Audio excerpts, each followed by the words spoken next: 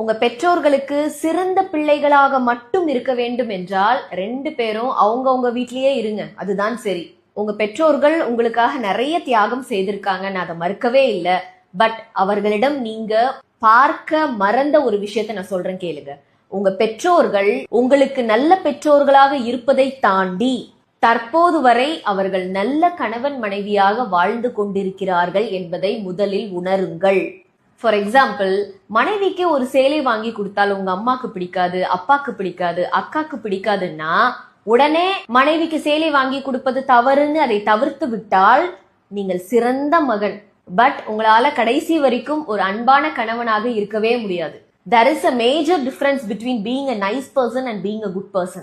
Being a nice person to all is a pressure and you cannot be a nice person to all. But being a good person shows them whom you are. மனைவிக்கு சேலை வாங்கி கொடுப்பதால் அம்மாவோ அப்பாவோ அக்காவோ கோபப்பட்டா பட்டுட்டு போகட்டும், தப்பில்ல. Don't try to be a nice person. அம்மாவுக்கு மாசம் மாசம் காசு கொடுக்கறதால மனைவி கோச்சுக்கிட்டா கோச்சுக்கிட்டு போட்டும், தப்பு